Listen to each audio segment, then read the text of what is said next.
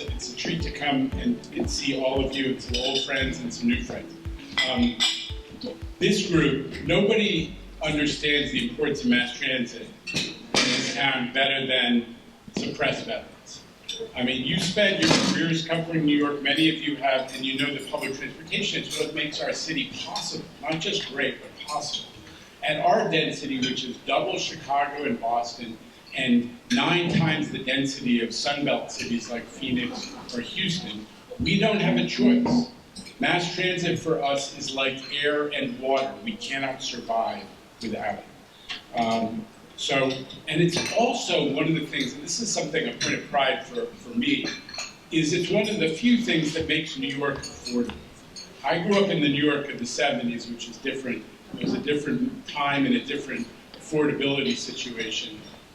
And yet, everything's gone up in New York. It's sometimes crazy, but here we are. And you don't have to own a car and spend $10,000 or $15,000 a year. You can ride transit and spend $1,000, $1,500 a year. So it's a great aspect of New York for a lot of people who don't have a choice. Now, I grew up in New York in the 70s, as I said, in the bad old days when, much of New York seemed not to be working. But you, all of you, or many of you, were riding. And we got a long way to go still, but you also know how far the system has come from those days. When we all remember that when we started to turn around the subways and the mass transit system in the early 80s, and all of that change has continued. It hasn't been a straight line. But here we are today at another linchpin moment for the future of the city and for the future of our transit network, which is being challenged by the new realities of a rapidly approaching structural deficit in the billions of dollars. We call it the fiscal cliff that we will fall off when the federal COVID relief money runs out in a couple of years. And it's been brought on by a decline in ridership due to pandemic, the rise of hybrid work. And all of this is being reinforced a little bit by the fears about public safety that are afield right now. Now, these are real issues, but they're not insurmountable. And I just want to say about hybrid work, and I always say it, I don't think we ought to fear hybrid work. If you are a young person tapping away at home a couple of days a week, you want New York more than ever. You want to walk out the door and have nightlife and restaurants and parks and culture and dating opportunities, Tinder assisted or not.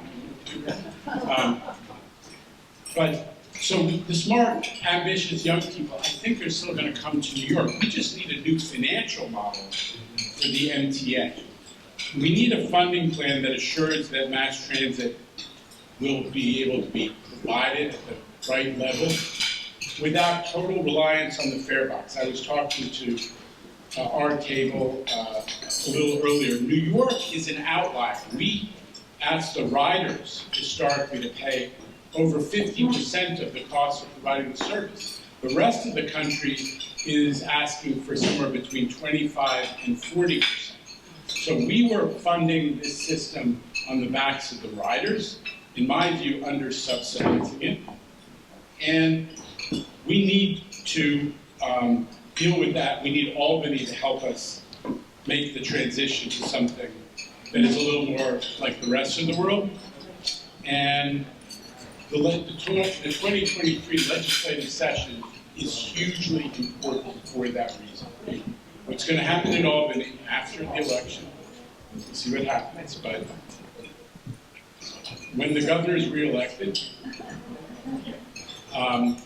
we will need Albany to take action, and I'm starting to lay the groundwork for that. We have this great $55 billion capital program. Dick Ravitch started the MTA capital program in the early 1980s. It was like $4 billion or $5 billion over 5 years. We have 10 times that now. And it's needed because we have a system whose value is $1 trillion. Conventional business thinking would say that you've got to invest 1% per year. You do the math. We are under-investing in this $1 trillion plus asset. But we have a $55 billion 5-year capital program. It pays for maintaining this 100-year-old system, making sure that the structure doesn't fall down, and making sure that the signals are operable, and making sure the track is there. And it pays for upgrades. Did anyone notice that the MTA system is not fully ADA accessible? Notice? Yeah. Well, we are now making progress at a rate that's never been done before. Never, ever. We did more in the year and a half during COVID in terms of opening up new stations with elevators than they did in the 6 years between 2012 and 2018. We need to continue at that pace. We need new signals so we can run more trains safely closer together like the rest of the world, and not rely on the signaling system that was installed when FDR was the president. We need more transit, not less. So, and if we don't make those kinds of investments, if we cannibalize the capital program, which is what I think some folks in the political class, their first instinct is, well, why don't you take from that big pile of money you're investing in capital and fill your budget gap? We'll set ourselves on the road back to 2017, the summer of hell, when the system stopped functioning normally and people were standing in thousands and thousands on platforms because it broke down. We can't let that happen. Now, before I moved upstairs to the chair job, I was the head of MTA Construction Development. And what was exciting was, even during the pandemic, we kept building while other industries were shut down. We never stopped. We had 500 projects going during the pandemic. I never had more than 25 of them stopped at any one time, and they were all back in action by July of 2020. So we took advantage of the low ridership to get a ton of work done. We were more aggressive about closing down entrances because people weren't riding in numbers. And we were able to accelerate a couple $2 billion worth of work that will benefit the region. What did we accomplish? Does anyone remember the drama about the L train? We got it done 6 months early, $100 million under budget.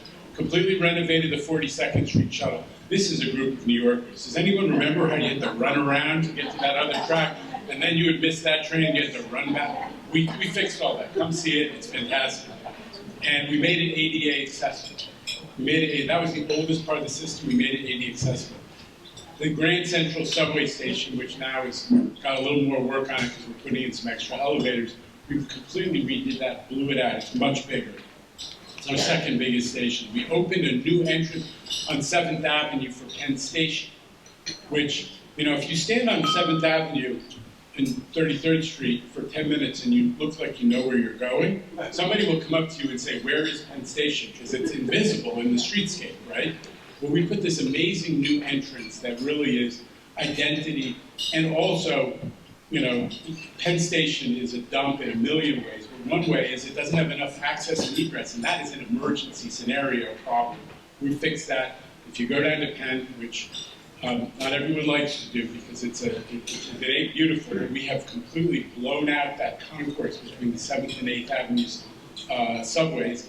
It's twice as wide, 10 feet higher, starting to look like a real mass transit facility. And as I said, on ADA accessibility, in just 1.5 years, we accomplished 15 new ADA accessible stations. It was more than had been done in the 6 years before COVID. So my motto when I was running a construction operation was faster, better, cheaper. It was an aspirational message when I started. I think it's now a reality. But the reason I'm digging in on that is that people like to attack the MTA, and we'll hear it when we go to Albany for money. Oh, you're so wasteful. That is not an accurate current portrayal of what the MTA is. We're actually, I think, at the forefront of big infrastructure developers in the United States. And let me tell you, when I look at where Amtrak is and where New Jersey Transit is, because we do some projects with them, MTA is really in a good position to lead. So I'm going to skip over some of it, but one thing mentioned, everybody's heard, speaking of crappy projects, everybody's heard about the East Side Access Project, which is the new connection, Long Island Railroad finally coming into Grand Central, and that project which has had so many problems you don't want to hear about, but we are getting it done. I refuse to push back the schedule. It's going to get done this year. And what it does is it creates a genuine regional rail system. You will be able to go from Montauk up to Dutchess County, connecting in Grand Central. It's a complete change for getting out to the airport, right? To go to JFK, you have a first-class rail connection to JFK through the air train at Jamaica for the first time. It's really going to, and together with some other projects we've done, it is going to increase Long Island Railroad service by 40%. Now, this is a New York City crowd. I don't know if there are any Long Islanders here, but for the first time, there you go, Long Island, okay. Well, there was no reverse commute. So Long Island, which is now in the knowledge economy business, there's no more manufacturing. It's not a manufacturing center as it originally was. Needs workers from New York. Now we will have reverse commuting service. So a nurse living in Southeast Queens could go work at NYU Winthrop Hospital in Mineola. This is a huge change for our economy, for Long Island's, and most important, we will have 40% more inbound service morning, noon, and night. So that is a huge change.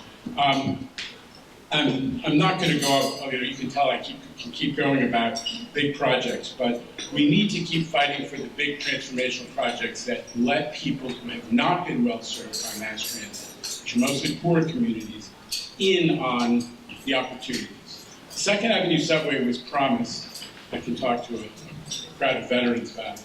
In the 40s, they started knocking down the elevator trains. We promised that community, poor community, that they would have mass transit service. It hasn't happened. We got to get the Second Avenue subway up to Harlem, through East Harlem.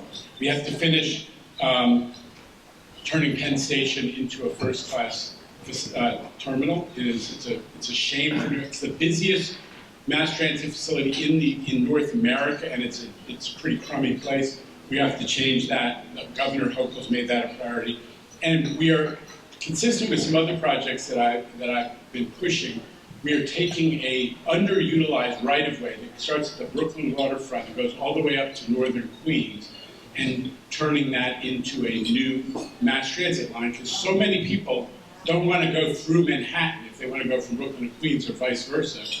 They want to go direct. There are many jobs that are now outside of Manhattan, and we're creating natural travel lines using existing infrastructure to deliver something for the city. And it's less sexy, but we're changing the bus system. Buses are the engines of equity for big, huge swaths of our city. Buses are all the mass transit there is. It's especially true in Queens, which got less rail service because of history than the rest of the city. So making buses go faster than walking, can we agree that's a reasonable goal? It's important. So we're redoing the bus system so that a lot of the bus routes, which haven't been changed for 100 years, go to trolley terminals that ceased to exist, many moons ago. It's no longer aligned with the traffic patterns and the travel patterns and the desire patterns. We've done it in Staten Island. We did in the Bronx. I went up to the Bronx when we instituted the new routes. I had folks hugging us, thanking us for saving them 30 minutes a day, because they were going across back east-west in the Bronx. And these new routes save them a ton of time. We're doing it for Queens. We're going to do it for Brooklyn, and on and on. New Yorkers want to use mass transit. I said that again when we were sitting together during lunch. Interestingly, weekends and nights, we have a higher percentage compared to pre-COVID than we did for weekdays. So when people have somewhere to go that they want to go, and we know the bars and restaurants are full, have we noticed? They're taking mass transit. That's a good sign. So we're continuing to hit records, and we have a lot of image problems, justifiably, because of subway safety. I just want to finish on that point, which is that some of the things that have happened are heartbreaking, and you can't gainsay when someone gets pushed on the tracks. That is the terror of every New Yorker. But for perspective, we have 5% less major crimes than we did before COVID, and you can imagine how much less we have than the days when many of us started our careers in New York in the 80s and 90s. and even in the 70s. So it is still a system which represents like 1 to 2% of overall crime in the city. This is not a place that's out of control, no matter what our friends at Fox News would tell you. So the important thing to bear in mind is we have challenges. We especially have challenges where people feel vulnerable to, the population of folks who we have to help people get out of sheltering in the subway system, out of the public space in general. But this is a system which is continuing to serve New Yorkers in our economy and make us a very, very special place. So we're going to bounce back. And I look forward to working with all of you to get that message out in your different ways, but also to make sure that it happens in our lifetimes. Thank you. Mr. Lieber, I take the subway all the time. Thank you. And I'm not afraid. I don't feel as if the incidence of crime is, as you pointed out, is very small. But it's hard for you to convince the community of that. Particularly hard for you to convince the journalistic community. I mean, that it is the journalistic community that highlights when a serious incident occurs. And what is your strategy for convincing the press, the media, to tell the people that it's not dangerous to take the subway? Well, look, I think there's a lot of things. I mean, I hope we get people reminding all of us that the crime numbers now are not really that different from Mike Bloomberg's second term, when the city leadership was going around saying it's the safest big city in America, and everybody said that contributed to a sense of well-being. So I think that, in fairness, the mayor, who's so cares about transit safety, is recognizing that we have to put things in perspective. We have to be aggressive on transit crime, but we also have to talk about put things in perspective.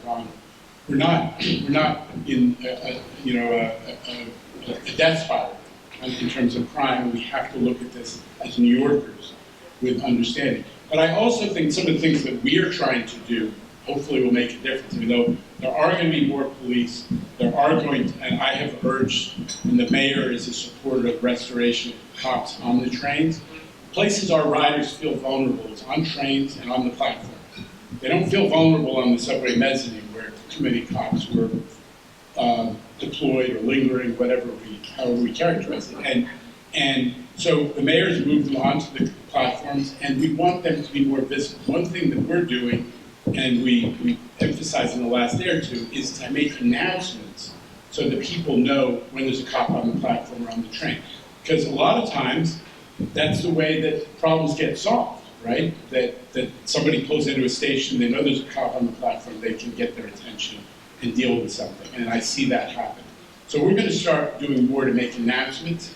And I have urged that the cops always approach the conductor and say, here I am, and make sure there's an announcement made to let people know about police presence. Because the mayor is putting a lot of effort and a lot of police overtime costs into making it be safe. The other thing is, honestly, I think we have to be willing to,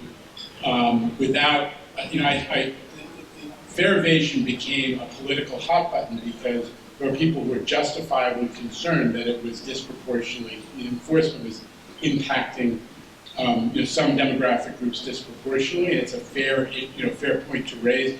So I put together a panel that includes education people, law enforcement people, and social justice people to help us figure out how to enforce the fare, so that people don't walk through that exit, the exit gate, which has become, as we all know, the superhighway of fare evasion.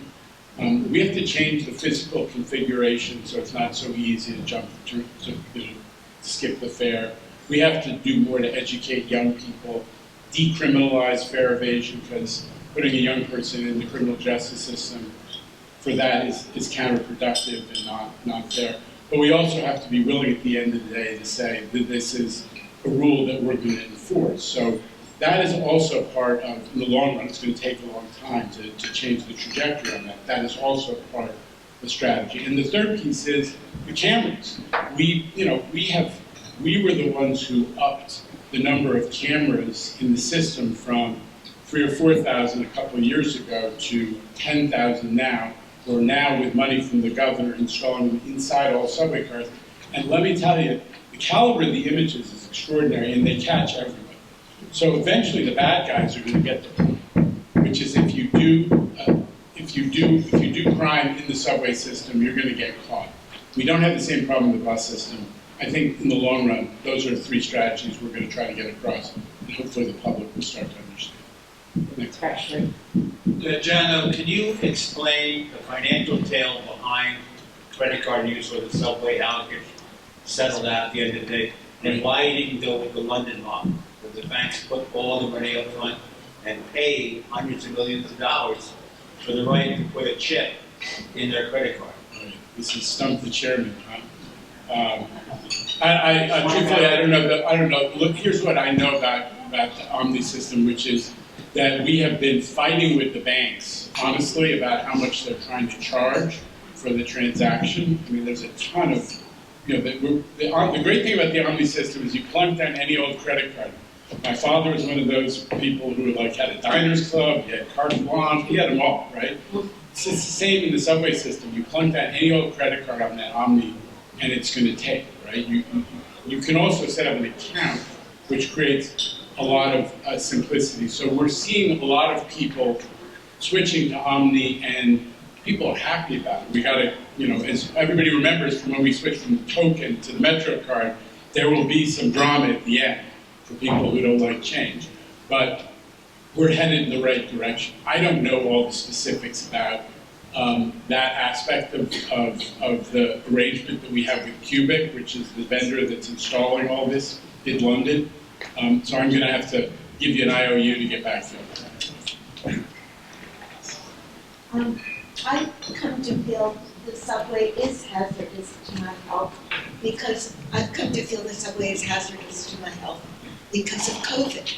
Even when we had a mask mandate, it wasn't enforced. And I know that had to do with de Blasio not wanting bad publicity and not having the cops enforce it. It is hazardous. Can anything be done to get a new subway mask mandate and enforce it? So this is one where I'm going to be disappointing one of our dear guests. Look, we're not a health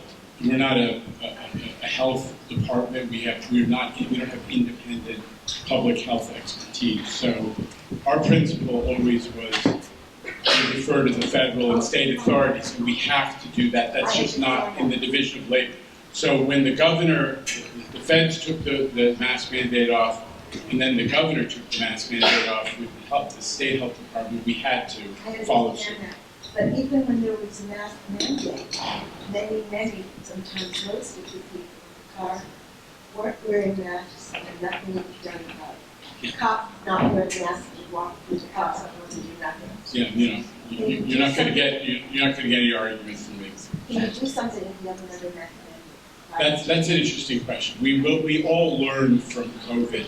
The one thing that we did well at the beginning is that we, using the principle of attracting flies with honey, right? So we had that great ad campaign in yellow that you may remember, which was sort of a gentle push for people to follow masks. And we had very high mask compliance. What happened was, once the rest of society took off mask mandates, I'm talking about bars and restaurants, offices, and so on, it was very hard to get people to observe compliance in this one public space when others, they weren't being asked. So we have to figure out, if going forward, is there a strategy where we can get people, even though they're not wearing masks and there are other parts of life where they have optionality, to comply better? And that has to do with communication from the top. I think you're right. The cops enforce it. Yeah, I don't control the cops, that's all I can say. None of that. Now, other questions? Marcy Brownson.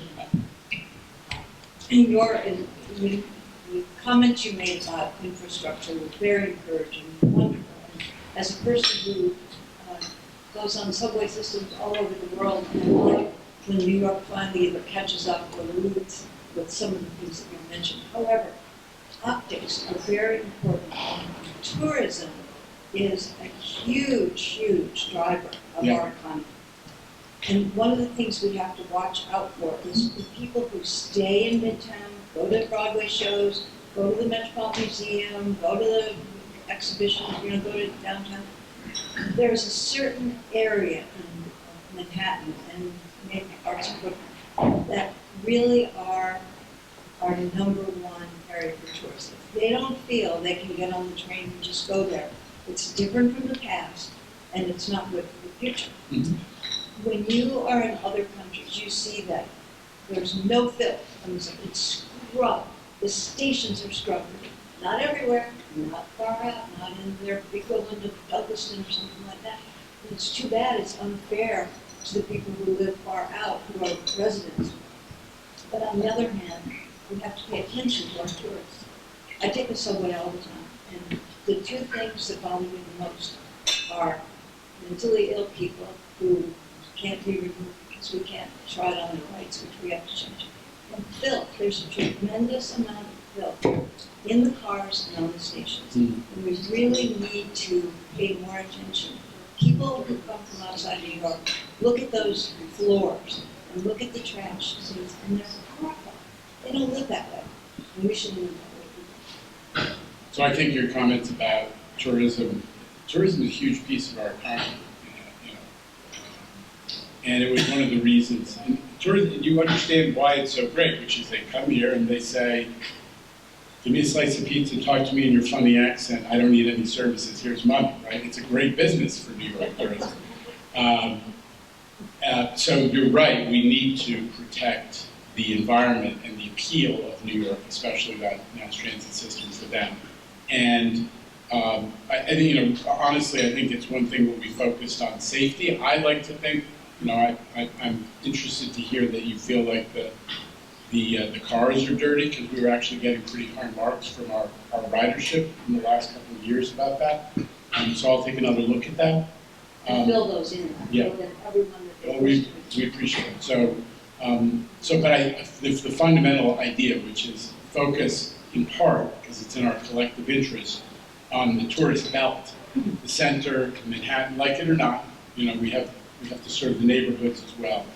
In the interest of our entire economy is a very strong point. Hi, Suzanne Gerard. I travel bus and travel subway. But I have a big question for you. Are we ever going to get direct flights via subway to the airports? So, I get to. Because yeah. I can't tell you the number of times I've just waited because I finally have to take a taxi. So you're right. So it is one of the things that's frustrating about being a New Yorker is that you go to other places and you can literally get on the mass transit system at the airport. This is an area that I do not control. But I'll tell you what I know, which is the JFK air train. I use it a lot. I'm now a Brooklynite. I'm a refugee from Manhattan for 20 plus years. I use it a lot, and it is a pretty solid mass transit service. We can argue about whether it ought to be $8 or not, but it's there, and you see a ton of tourists using it. People are willing to do it, especially given the cost of an Uber or a taxi cab. And more important, the key thing with airport travel is certainty. It doesn't have to be 5 minutes more or less. People are less concerned about that than knowing I don't have to take 2 hours to assume, and that's the cab experience, right? When you might take you 2 hours on the Van Wyck, right? So I think that having a first-class terminal in the basement of Grand Central, when you see it, there's a new railroad terminal in the basement of Grand Central, nobody's seen it. Long Island Railroad Terminal, take you to Jamaica in 18 minutes, you get on the airplane. It is a 2-seat ride, you're right about that, but then the experience is dramatically improved from what a traveler would get in Penn right now. We're trying to change that. And I think that that's going to make JFK travel more appealing. And it's also going to make it appealing to people who live in Westchester who want to go to the airport and so on. So I think I'm optimistic about that. The LaGuardia piece, if anyone hasn't been to LaGuardia, there's a new airport in New York, and it's actually kind of great. It's a first-class world airport. And we all know how limited the old LaGuardia was. But getting to LaGuardia, same problem. You don't know how long you're going to be in the cab, and there's a couple buses, we run them, but uncertain because of traffic. So the governor decided to do a reboot, didn't want to do the Cuomo plan. Cuomo had a plan for an air train that would go to Willets Point, which is east of the airport. You'd have to come back. That was unpopular. So the governor's taking another look, led by the Port Authority on that issue. And I think they're cooking up some interesting ideas. That's really all I can say. It is complicated to extend the subways that are closest to LaGuardia to the airport itself, because that means knocking down houses, and that's a dense neighborhood. But they're working on some other ideas, so stay tuned. Quick question about crosstown.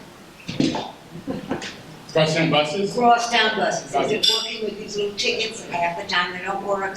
Which one? We're no longer getting inspectors on the buses saying, show me your paper ticket. Oh, you mean the Is it- SBS, Yeah, is it successful? no.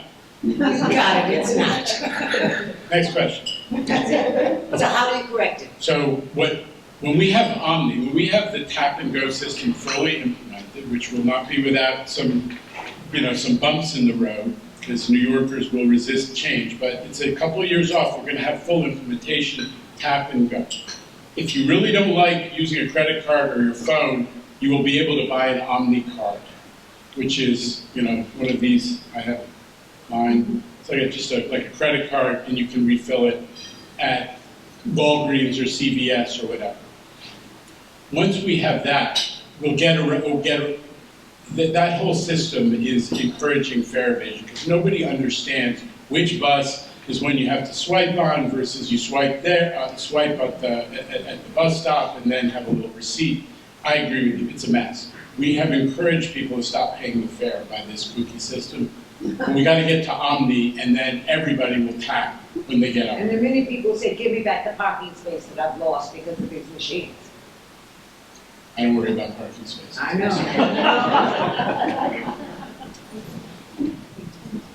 What about senior Omni, when is that finally coming? Next month. Really? It's like when you give me a question, I can actually answer it. Next month. Next month. Really? Yeah, we're having reduced fare on these. Well, what does that mean? It means your parking spaces aren't coming back. I'm not sure people know what it is. I would like, everybody seems, I have no idea what you're talking about. The question is, this is a group that has a few folks who qualify for senior fare. So there is a card, a monthly card, if you have a reduced fare, senior, disabled, and so on. We started implementing the Omni system, this tap and go system, before it was fully cooked. It's a work in progress. So we got it so people could start using it, but one complexity they only now have figured out is how to have special reduced fare for the people who have qualified for senior disabled reduced fare. And we are now able to implement that because, that was a software drama of its own, but it's coming. So stand by. Yes. That was actually one of the 2 questions. Yes. President back.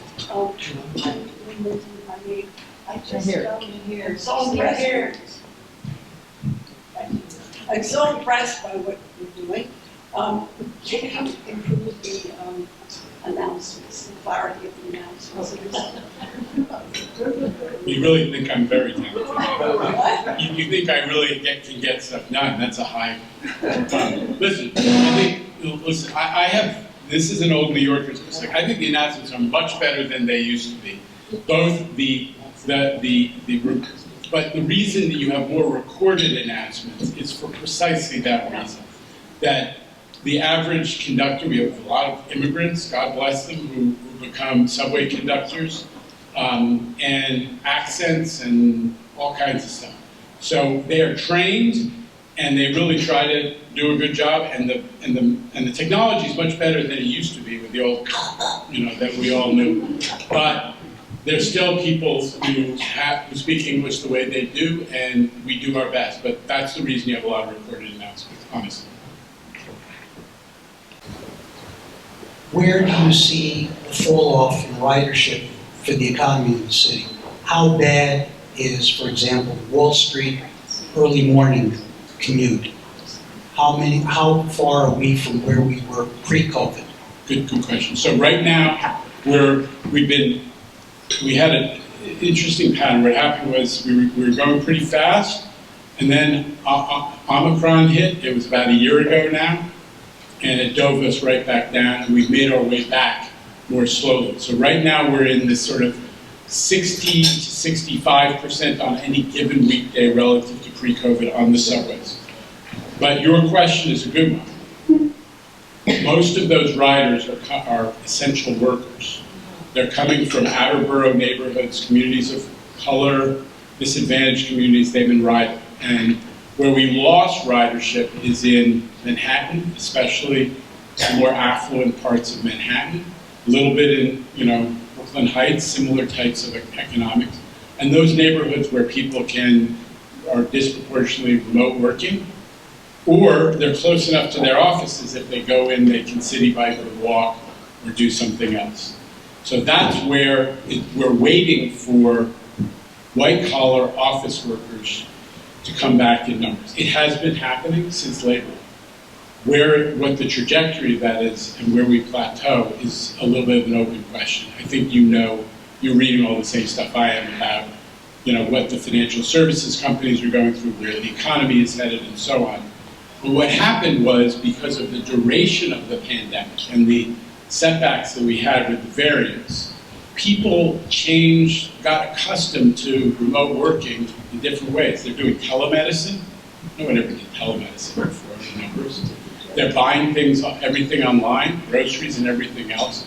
They're going out less, and they're going to work less. So we don't know where that's going to end. Can you put some numbers and percentages pre-COVID and where we are today? That's what I said.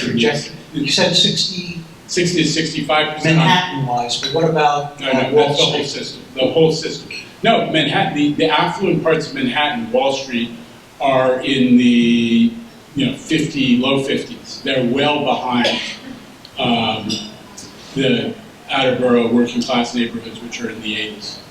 And we're also that's weekday, and then on the weekends everybody goes out, rich, poor, whatever it is. So that our numbers are more north of 70%. Long Island Railroad has 90% of relative to pre-COVID on the weekends. The issue is weekday ridership. The other thing that I didn't mention is that when people aren't commuting to offices, they don't go to a sales call. They don't go to an in-person meeting during the day. So we've lost some of that. And we've lost some tourists. I think they're coming back. I think that in the long run is going to be okay. But those are the populations we've lost. Affluent white-collar workers, tourists, and daytime office type workers. Follow up, in terms of percentages, how does that impact your budget and your cash flow? Okay, so we're $1.8 billion down annually from where we were before in terms of revenue. So that is what I call the fiscal cliff. That's what we've lost in revenue. These are projections, based on what we know so far. But the increment is about $1.8 billion per year in ridership revenue, and that's why I say to Albany, hey, MTA will become more efficient without reducing service, because I don't think that's good for any of us, our economy, or the process of getting people back. Cutting service is not the way to draw your customers back. Maybe we'll raise fares a little bit. We used to be on a 4% every 2 years trajectory, but the main thing is we have to become more efficient. We have to restructure our debt so that we borrow less. I mean, we have less burden on our operating budget, less interest to carry. And we need Albany to fill the gap, which is, $1 billion, roughly $1 billion a year out of new revenues to be identified. And I've said this openly to the legislature and everybody else in Albany. Now, in fairness, we're in the middle of the election campaign, we'll see who's the next governor, somebody has to propose a budget, but that's going to be my pitch come January to the legislature. Help us figure out how to have a high-functioning mass transit system that provides as much or more service with the same level of subsidy as everybody else in the United States. Over here, we have a question from the front lines, because up until 12 weeks ago, I lived in Long Island City, took the E-train constantly, or the 7, and so a lot of subway experience. And now we had to come in here from Princeton Junction on the New Jersey Transit, where it would be nice if they learned that you can wash windows, but then had to jump on the train from Penn Station, E-train to the number 6. 2 questions for you, and one is, will the senior discount that I currently have with the MTA still be allowed for somebody who lives in central New Jersey? Does MTA cover that territory, or you have to live in? No. Oh, so I I have had to pay full nothing to fare? do with those New Jersey. I've lost my privileges. Once that card runs out, now I have to pay full fare? Oh, bummer. We're different systems, different states, different funding, different everything. And as you may have noticed, they call me Pisher a lot. But the second thing is about that whole concept of the cleanliness that I heard mentioned before about the trains. I want to talk about the station and the ramps to and from the station. Because I hear so many people saying, I won't go into the city. It's disgusting. It's filthy. And I came in here and it was. And I'm talking about just getting off here, the downtown train, the downtown 6, getting off at 22nd Street, 23rd Street, and there were people sitting all over the steps. It looked like a whole family sitting all over the steps. You had to get around them. And there were other people who were clearly homeless in the station. Is anybody able to help these people? And the litter that they left behind is just there, and it's, it's enough for a lot of people to say, no, it's no good. So, listen, we're part of the city, so we're experiencing things. This is not the mass transit system that controls all those issues. But what we've done is that, again, these are maybe incremental in impact, but you got to start somewhere, is that we convinced the city to start running operations at the end of the line in the middle of the night to try to help some of these homeless who are using the system to shelter.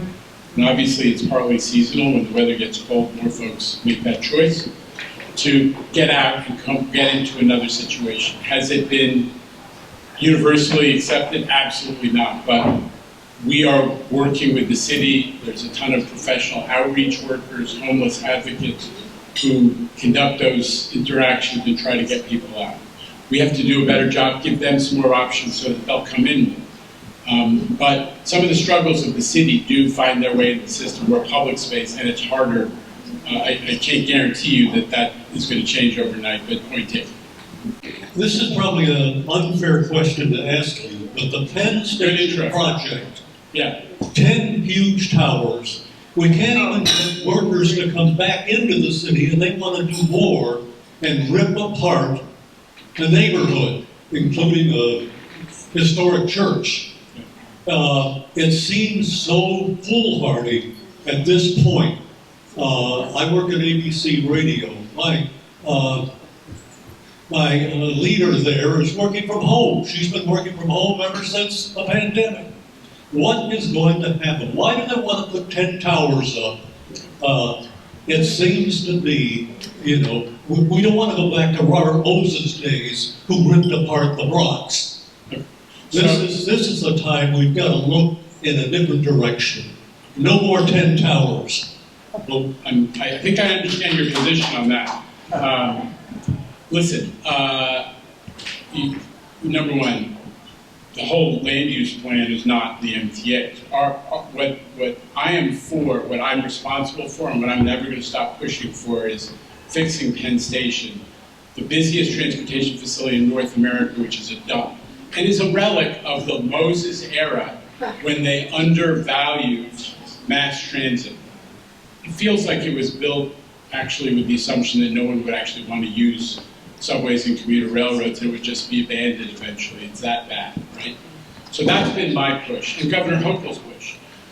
The land use plan that you're objecting to is obviously super controversial, and my own personal view, like, remember, I did the World Trade Center project. I do believe passionately that putting jobs on top of the best mass transit is good planning.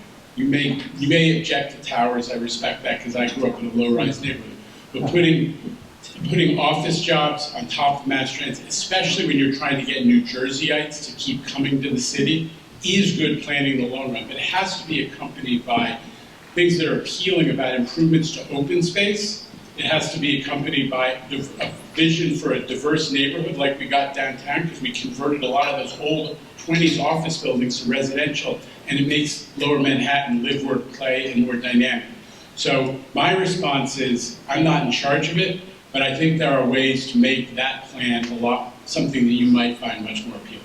Well, thank you so I'm much. going to say, well, Quincy said, thank you for hearing me out.